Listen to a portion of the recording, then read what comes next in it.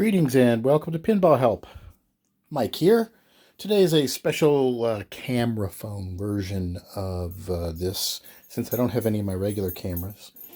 And I'm at the little log cabin in the middle of the woods up here, one of my getaways.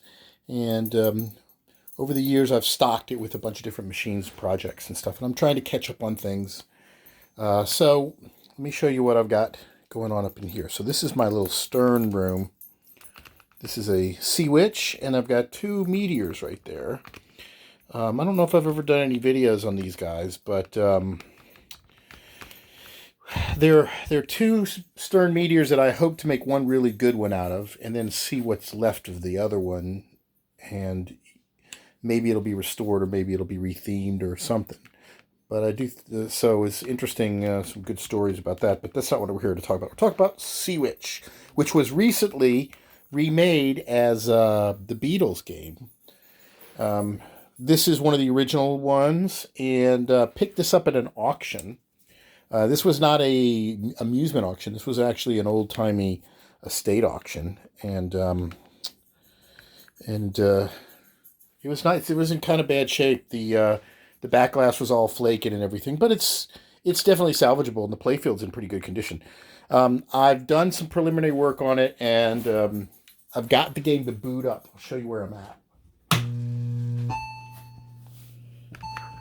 So it's exhibiting some weirdness. So the game starts up. I got something weird going on with the displays there. I'll take a look at that a little bit later. Seeing as the displays are all kind of acting the same way, I think it's probably not on the individual displays, but somewhere on one of the signal lines there. But I've got the game started, and it boots up into attract mode. What's happening is none of the coin door switches are working. There's a ball in the game. It won't start a game. And that's where we're at. And so I've been taking a look at the situation down here. I had some notes up here on the top to repin one of the connectors, because I suspected that might have been it, because I replaced the MPU board with, and it had some corrosion on it. So I figured, okay, it's probably one of the connectors in the cabinet. But I started looking down in here, and I'm not convinced that is what the problem is. And this is just another great example of where when you see there's problems. There's all kinds of loose, broken wires. See, these wires are broken here. There's a broken wire over here, and then I thought to myself, if none of the switches are registering, maybe it's the common for all of them that's messed up. And so I was poking my head in the cabinet, and there's a wire here that could possibly be that. This looks like this is one of the pins that goes into a connector in there, and it's completely out of the connector. So what I'm going to do, I'm going to open this up. I'm going to open this up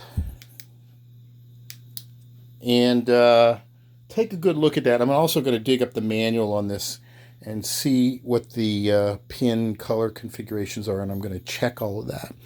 But I have a feeling the most common thing is there's a broken wire somewhere in here, so I'll just have to trace it. This is one of those things, it's time consuming, but somebody has kind of jacked around with some of the wiring in here.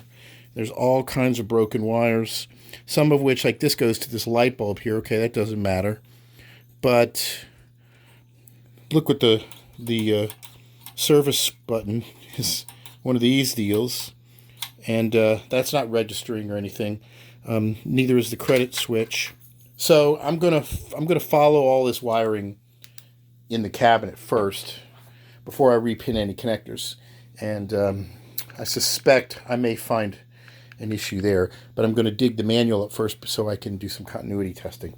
So stay tuned for more, but that's where we're at. Just pulled this old game out of an estate sale, managed to get it working partially, Now I'm just going to be tracking up switch matrix issues. So stay tuned for more.